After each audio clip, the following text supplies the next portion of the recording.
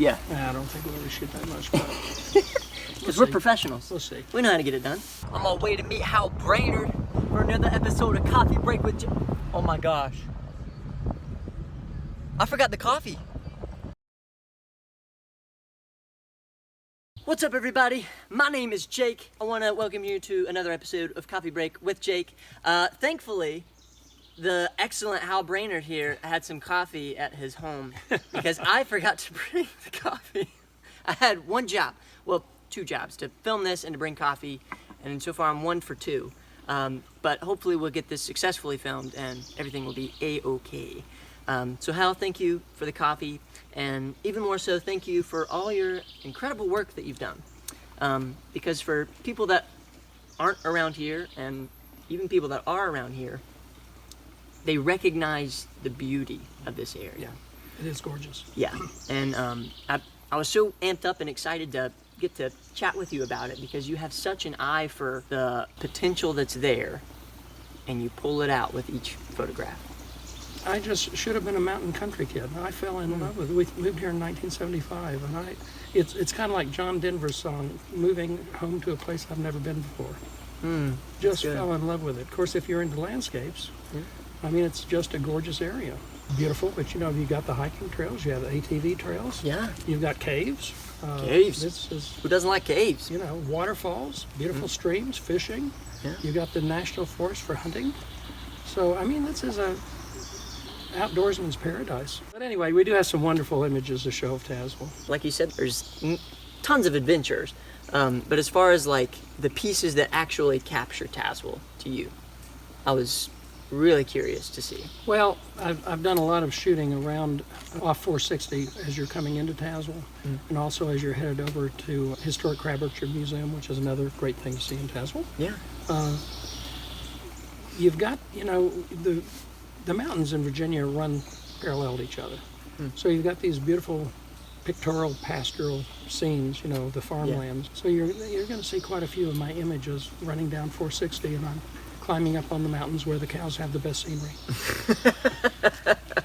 Dinner and a show.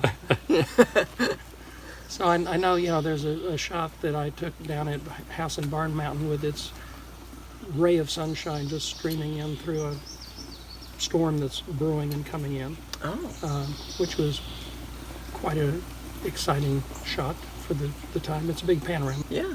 We've got Falls Mills over here, a double waterfall that's absolutely gorgeous. And, Love a good waterfall. but I also wanted to include areas, as we're talking about Tazewell, any place that might be just an hour and a half drive from here. Yeah, of course. That people might be interested in seeing. So I want to throw some pictures in like that as well. Absolutely, yeah. Capture the whole area. So, you know, the closest place from my house would be Burke's Garden. You know, Burke's Gosh, Garden, it's so pretty over there. for years they thought it was created by this big meteor. And they finally, in fact, they call it God's thumbprint because of the aerial shots you get, you know, of the mountains. You've got the Appalachian Trail that runs across Chestnut Ridge right there. That's right, yeah. And there's a new what's the hostel that just opened? Oh, I know. Maybe a few months ago. Oh, I'm I'll have to look it up. I'll I'm not sure how many, but in the last 8 years, I guess the Mennonites have been moving in. Yeah. It's a lot of fun to see these kids, you know, going down the road in their little horse and buggy carts. Yep. Yeah. Yep. You've got the horse and buggy signs. And you know, a couple of restaurants over there that they run, and a very nice greenhouse, and it's just it's a delightful place. But actually, the interesting thing about Burke's Garden is that that's where the Vanderbilts actually wanted to build the Biltmore. The Biltmore. That's right. And that was the first place they looked, but they decided that unfortunately it was going to cost too much to get the railroad in to those mountains, so they ended up going to Asheville instead. But that could do it. So, but the next closest place. Here we go. Here we go. Time to.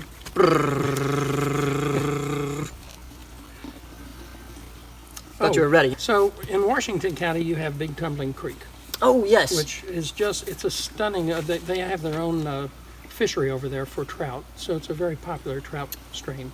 But it reminds me of the Coors Beers commercial.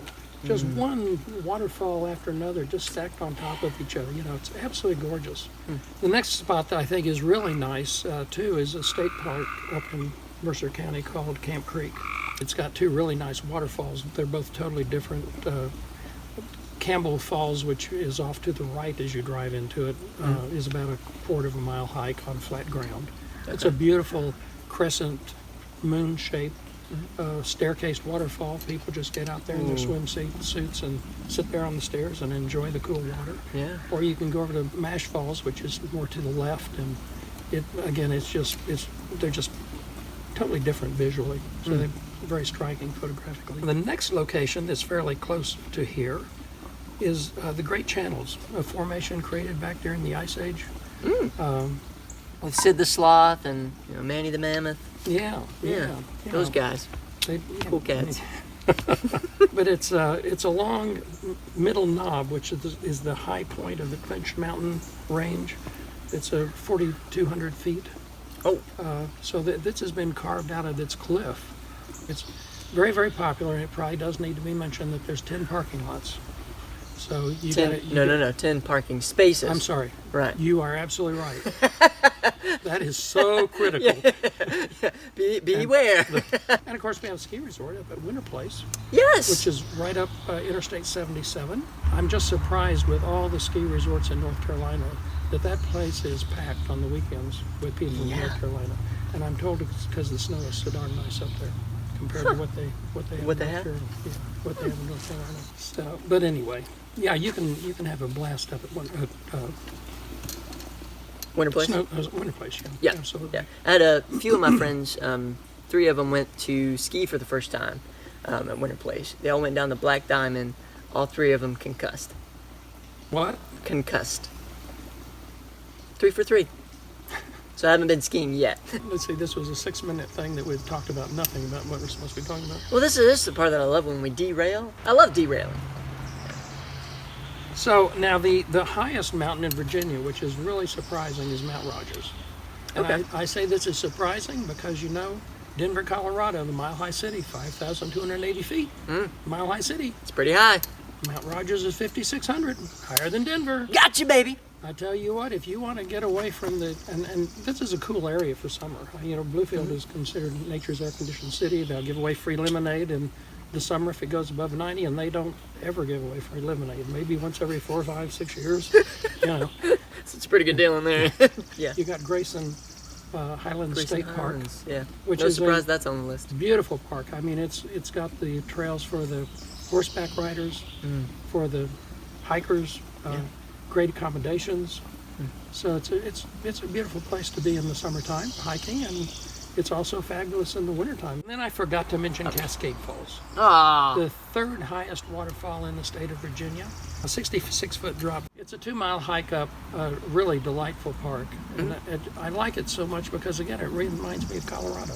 You've got these enormous boulders and caverns and stones, and just a beautiful hike up to the waterfall.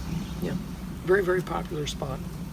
Did we even talk about, we didn't talk about Back of the Dragon, did I? Son of a... The Back of the Dragon is a nationally recognized Route 16. Route 16, baby. For the motorcyclists and the sports car enthusiasts that just love driving over 3 mountains, which is, I think it's 32 miles over to Marion. Yep. And there's 438 curves on this thing. Yes. So you can. At 3,600 elevation, is that right? Yeah. 3,600. So if it wasn't so darn exciting, when you're on that motorcycle, do you do motorcycles? No. I like speed. I do all that stuff. I don't know. I'll tell you a story later about that. I mean, if you like speed, man, you go around these curves like this, and if it wasn't so darn exciting, it'd almost be like a lullaby. It just depends on how fast you want to take it. That's right. That's right. But yeah, the Back of the Dragon is fantastic.